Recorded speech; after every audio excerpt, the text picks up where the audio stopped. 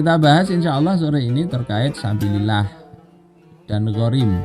Karena ini yang paling banyak juga di masyarakat. Oh, sabilillah itu untuk bangun masjid, bangun pesantren. Nah, ini kita bahas lah. Apa sabilillah itu? Ya, di dalam Fathul Mu'in saya sampaikan lagi. Sabilullah huwa al-qaim bil jihadi mutatawwi'an. Sabilillah ini adalah orang yang melakukan jihad. Jadi yang dapat pos zakat itu orang yang berjihad secara sukarela. Pasukan sukarelawan. Kalau dia pasukannya dibayari negara, dia nggak dapat pos zakat ini. Walau ghaniyan, walaupun dia kaya, tapi kalau berjihad secara sukarela dikasih dari zakat. Seberapa besarnya yang dikasih itu? Ya sebesar nafkah dia, berapa keperluan hidup dia, kemudian pakaian, kiswah, dan juga keperluan untuk keluarganya ketika pergi mau sampai pulang. Kemudian harga alat-alat peperangan yang dia pakai. Jadi dibekali dan keluarganya juga dibekali.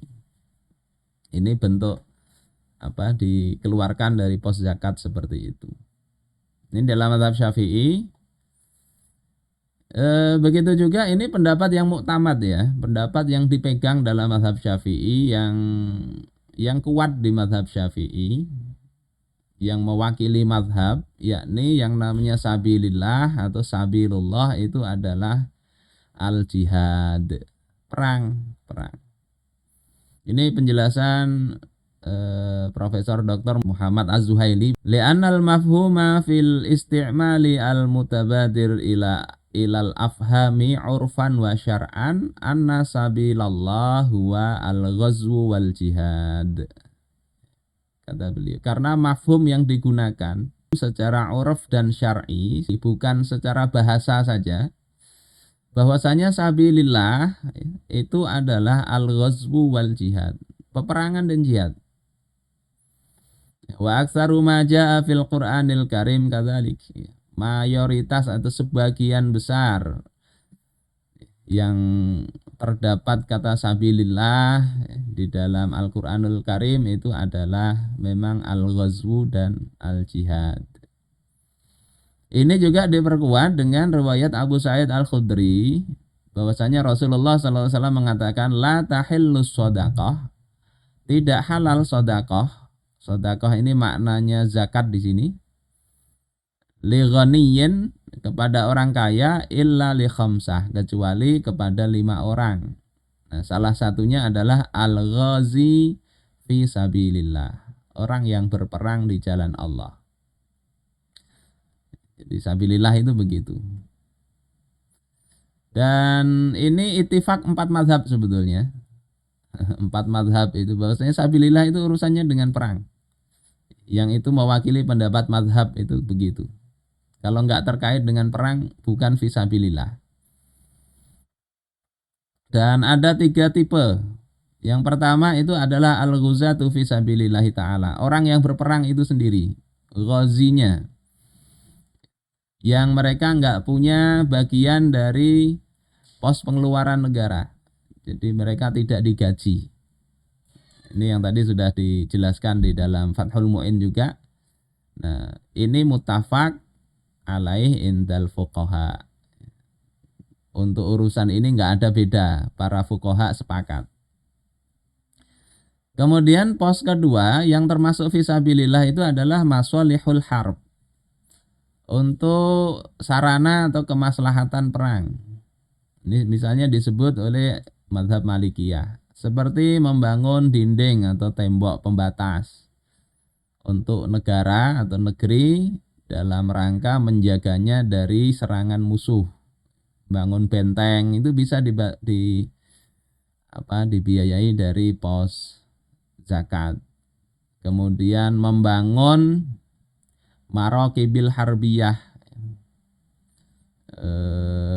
kendaraan-kendaraan tempur. Kemudian memberikan upah kepada jasus atau mata-mata kaum muslimin. baik dia muslim atau kafir, ini boleh ya kalau ini dibiayai dalam rangka fisabilillah tadi.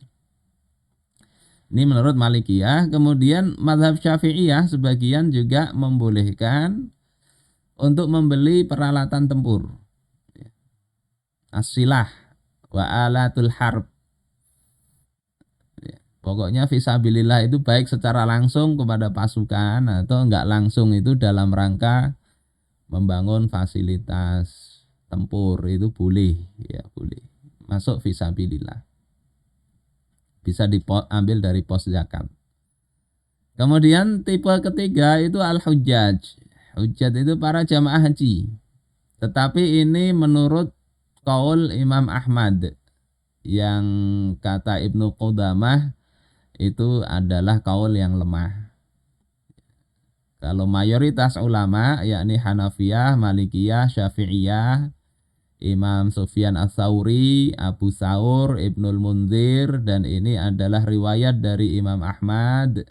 Kata Ibnu Qudamah, innahu sahih, bahwasanya riwayat yang sahih dari Imam Ahmad itu ila annahu la yajuzu sarfu fil haji minaz zakah, bahwasanya tidak boleh ya, mengeluarkan untuk zakat itu dibiayai, untuk haji itu dibiayai dari zakat.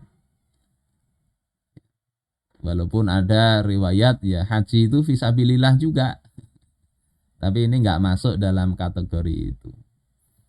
Kenapa alasannya? Li'anna sabilallah fi ayati masarifiz zakah mutlak. Karena sabilullah, sabilillah tadi di dalam ayat tentang pos pembelanjaan zakat itu memang mutlak. Wa huwa indal itlaqi yansarifu ilal jihad. Tetapi mutlak di sini ini dipalingkan maknanya kepada jihad. Ya. Disebut mutlak fisabilillah, tapi yang dimaksud adalah jihad. Ini pahaman 4 mazhab dan juga Imam Sufyan Ats-Tsauri, Abu Tsaur dan sebagainya. Kayak misalnya di Palestina itu melawan Israel dalam rangka mempertahankan kaum muslimin, itu jihad. Tapi kalau untuk sesama kaum muslimin perang itu bukan jihad. Bukan jihad.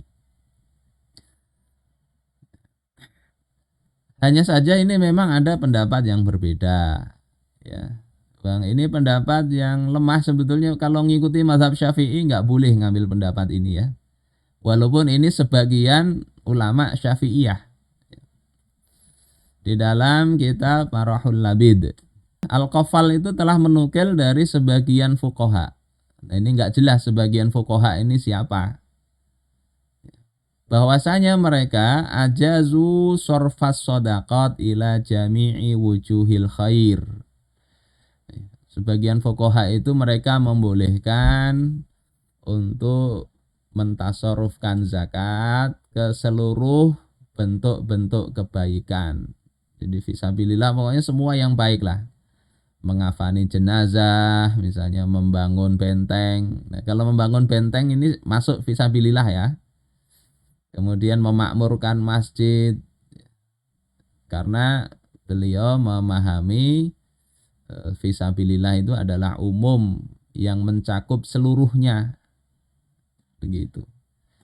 Ya, perlu kita fahami di sini, ini bukan pendapat mazhab Syafi'i secara mazhabnya, tapi ini adalah nukilan dari Imam Al-Qaffal dari sebagian ahli fikih yang enggak disebutkan.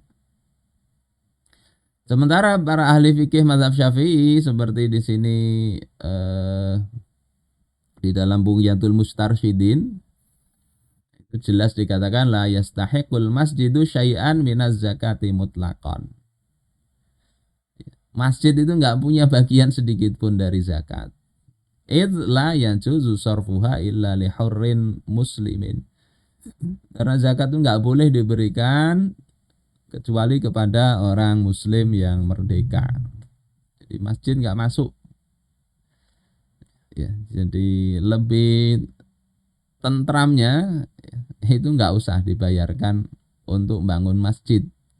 Karena tadi 4 mazhab tidak membolehkan, hanya sebagian kecil, walaupun para ulama sekarang ini banyak yang kemudian memakai pendapat yang sebetulnya pendapat minoritas ulama dulu.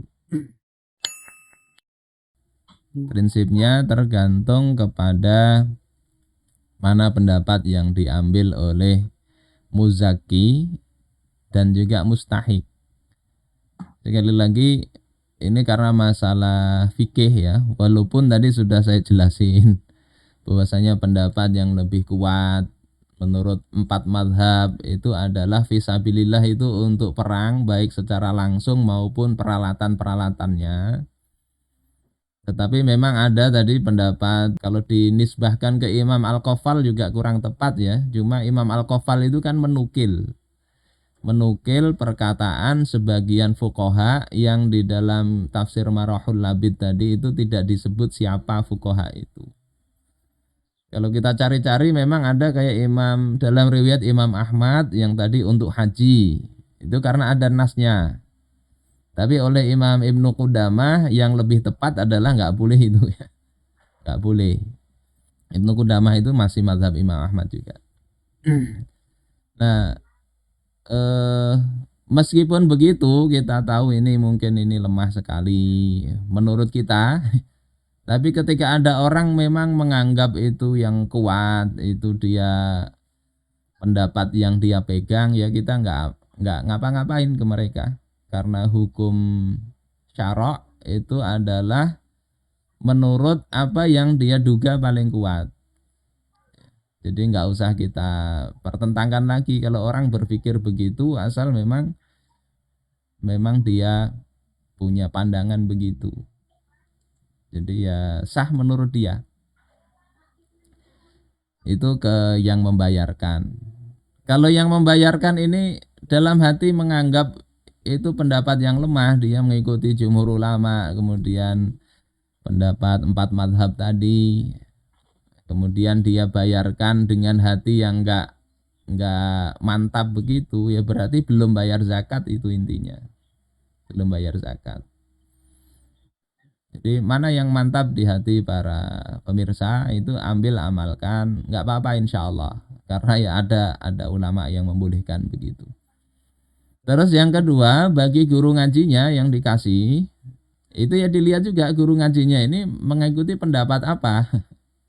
Kalau dia mengikuti pendapat bahwasanya zakat dia nggak berhak menerima, hendaknya dia tolak.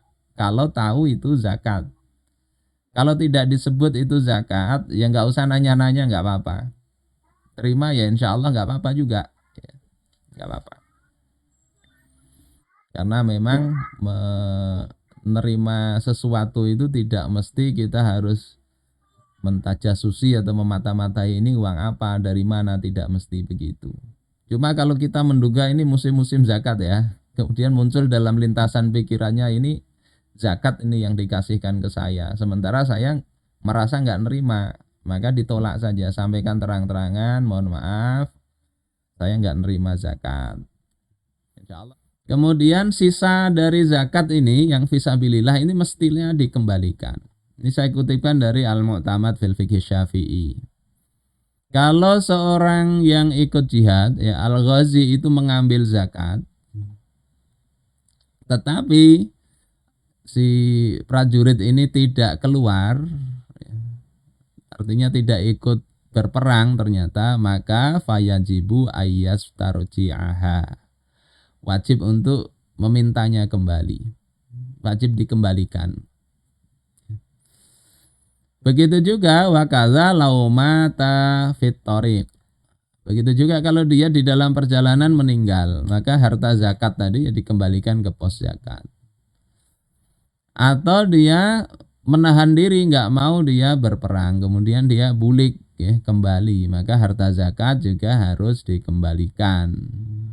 Begitu juga kalau dia itu sudah berjihad, kemudian dipakai tadi harta zakat, kemudian selesai, tapi masih ada sisa yang banyak dari harta zakat tadi, maka itu ya kalau dilihat di sini, kalau dia itu menghemat sekali dalam pengeluarannya, itu berhemat benar, yang sebetulnya pos tadi itu sudah layak, sudah cukup aja, nggak akan lebih kalau dipakai secara normal, tapi dia menghemat sekali, maka dia tidak ditarik ya kelebihan harta dari zakat tadi. Sebaliknya kalau dia itu memang memakai harta itu tidak tidak engken ya, makanya normal aja ternyata lebihnya banyak, maka ditarik kembali dimasukkan ke pos zakat. Jadi ini seperti itu penjelasannya. Tidak kemudian ini dijadikan untuk memperkaya diri, tidak.